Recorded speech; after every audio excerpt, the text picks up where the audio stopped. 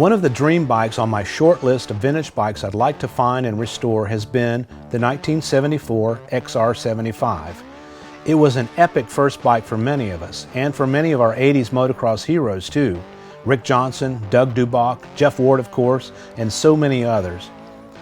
I managed to find one on Facebook Marketplace. It was only 3 hours drive from me. The price started out at $1,500, so I messaged the seller and he said he already had a buyer, or several lined up. But a week later, the bike showed up on Marketplace again, and the price was now $1,750. So I messaged the seller again and he said the original deal fell through, so I offered to send him PayPal money to hold it for me. He said it would hold it with no money down for a few days until I could get there. Naturally, I was skeptical, but the deal did go through. It was nice that both he and I kept our word. The bike doesn't run, but is in decent shape overall. If you've seen some of my other vintage bike restoration videos, this bike is in way better shape than the other bikes I've started with. Most of the original parts are there, and not too damaged or butchered up. The pipe is dented up, but it's original.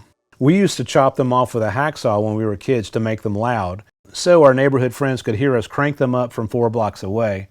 I'm sure that's why these things are so hard to find. We trashed them all when we were kids. This one must have been owned by some little old lady from Toledo, and she only drove it to her mailbox and back. The rear hub has been painted black. The spokes are pretty rusty. The engine seems all original and untouched, except for the carburetor boot clamp. Unfortunately, the side panels aren't the original steel ones, they're plastic reproductions. The Kickstarter is worn out and needs to be rebuilt. The header pipe has a lot of rust pitting and has been painted over. The engine case is showing 48 years of wear. The front forks look great overall. No rust damage, just average wear. The front spokes are rusty though. So, somebody did a decent cosmetic job on the bike sometime recently. The tank is in great shape overall. The gas valve is new. The ignition cover is not original, obviously. It's from a 1977 or later XR. The front hub and brake look decent for a 48-year-old bike. The levers are not original. The handlebars look original though. And the handlebar mounts have been raised up.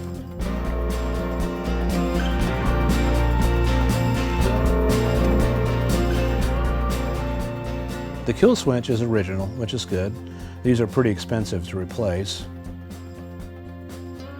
The seat is in good shape and the shocks look original. Rusty, but should clean up well.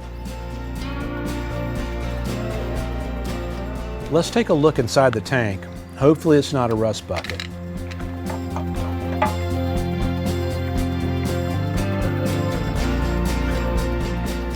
This actually looks good overall. Here's a closer look at the ignition cover. Notice no bolt location here. This foot peg is pretty trashed. It's weird, it's bent forward rather than back. I'd like to know the story on that. If you're like me though, we crashed these things in every direction when we were kids. Who knows? See, everything here looks original and in decent shape. I'll take it. The tires are new, which is a bonus. Overall, I'm happy with this purchase. Now, let's see if we can get it to crank. I check out the carb and make sure the float is moving. This looks pretty clean for 48 years. I've seen much worse. I clean it out with ethanol-free fuel.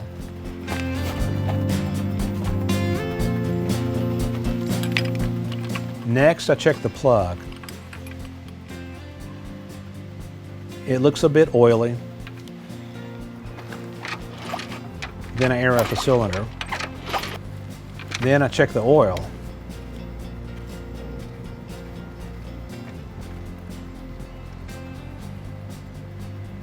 It's low. So we have an oily plug and low oil level in the crankcase. I add some oil and kick it over a few times to see what I get.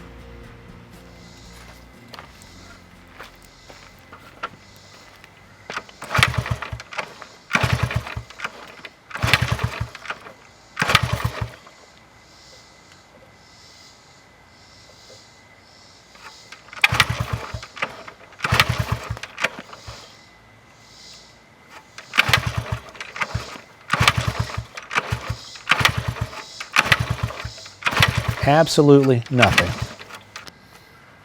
So I check it for spark. There is spark.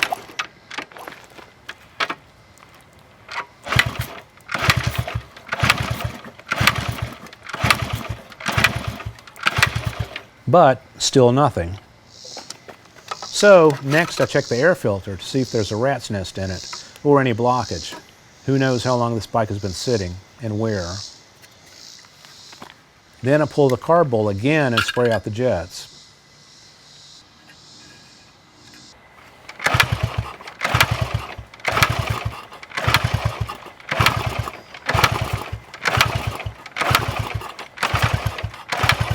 Still no action. So next I'm thinking it may be a timing issue. The ignition cover isn't original, so who knows what's been going on in there.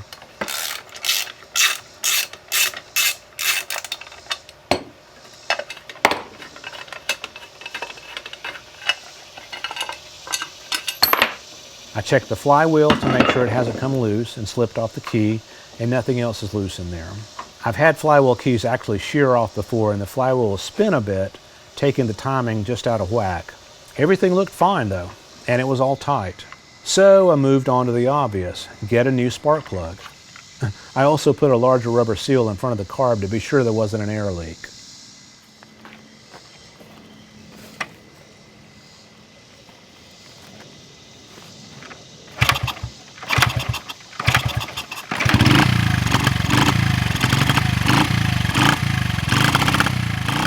Okay, it liked those changes.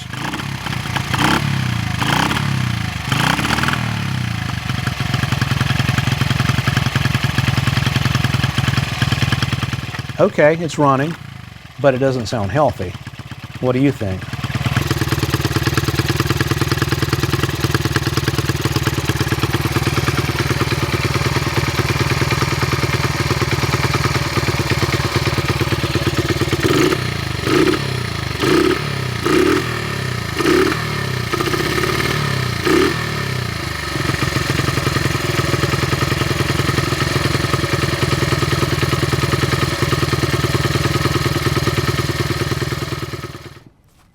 Let's take it for a ride.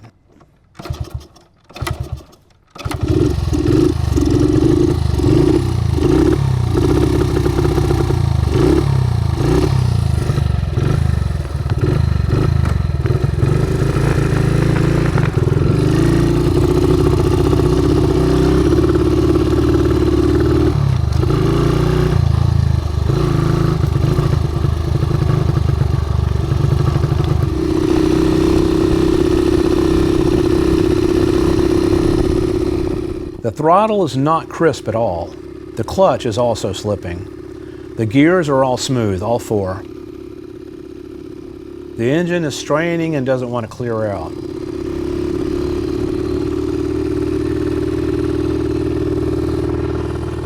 Here you can hear the clutch slip pretty bad.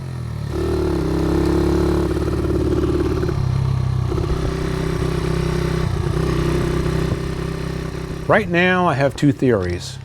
Either the carb is severely worn and is leaking gas or air and causing a really rich or really lean situation, or the engine is worn, burning oil, likely valves that are pitted and not seating well, and low compression, just old and worn.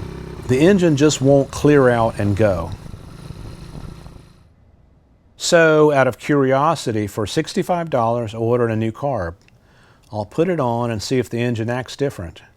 That will help me decide where the problem is.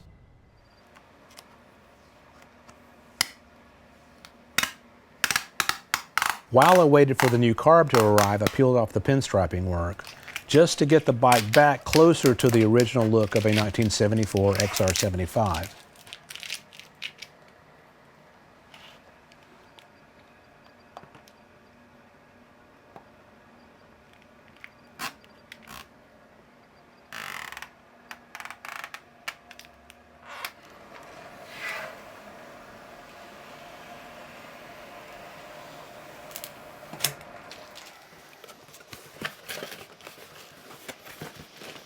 In just a few days, the package arrives. I also ordered a new Repro ignition cover that is accurate. These things matter, visually at least.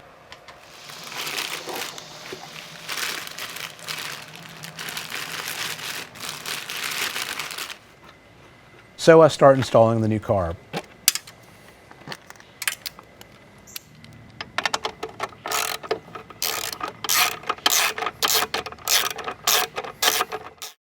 Though this is a popular replacement carb for these vintage XRs, unfortunately the bolt holes don't line up exactly with the holes in the 1974 XR manifold, and the original Keihin carb has bolt studs. It's just a few millimeters off. I was able to solve this by using slightly smaller bolts and nuts through.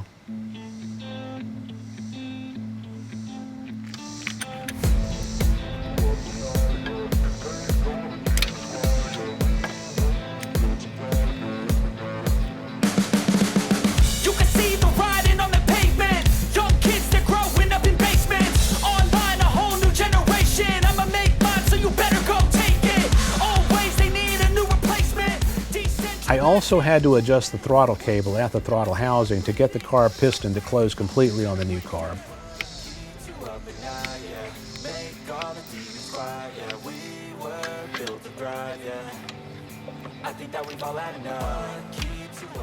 The next problem was the choke handle on the new carb doesn't extend forward as much as on the original Keihin.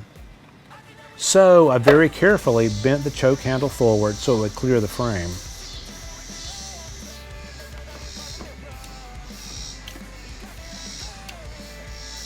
All looks good. Other than the fit, the new carb is nice. It even comes with an overflow tube and clamp.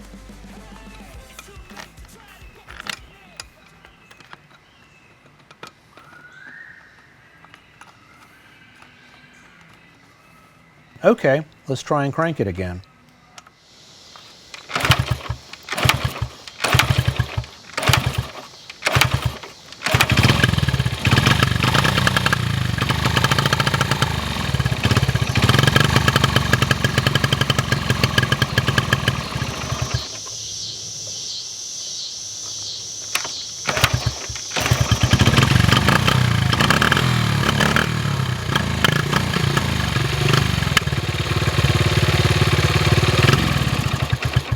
It really doesn't sound much better than it did with the old carb, so I set the air screw 1.5 turns out and slowly moved the choke lever up and down to see what the effect was.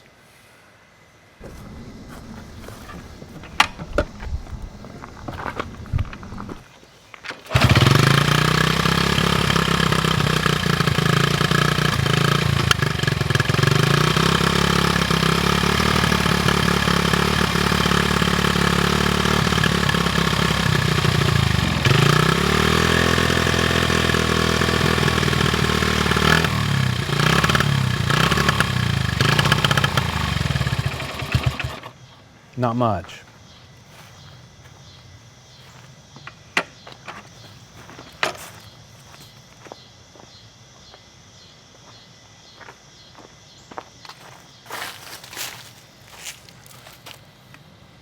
Then I turned the air screw out 2 more turns.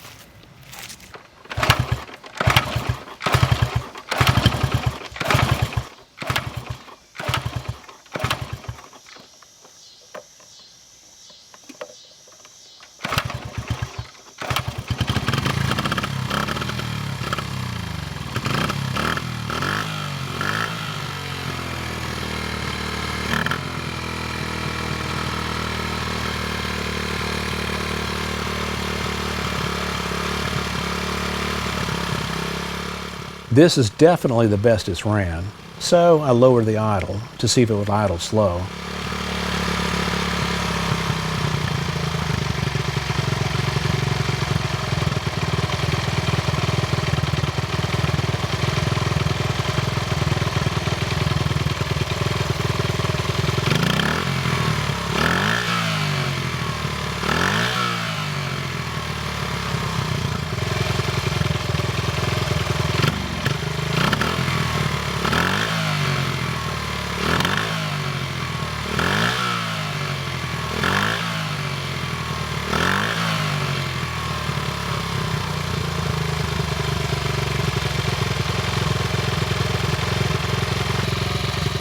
still not quick and crisp, and it's definitely burning a lot of oil. It runs best when the choke is a third closed and the air screw is out 3.5 turns.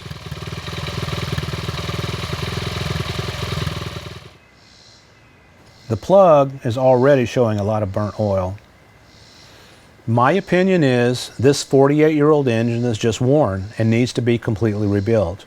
I think the main problem is low compression and pitted or leaky valves, possibly a stretched timing chain and worn timing sprockets. So now at least I know where I'm at with the engine. My goal with this bike is to do a complete restoration and bring it back to showroom stock. So it'll be a good winter project. If you had one of these little beasts growing up, definitely let us all know here in the comments.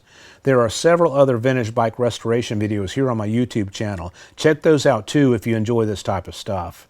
Thank you for watching.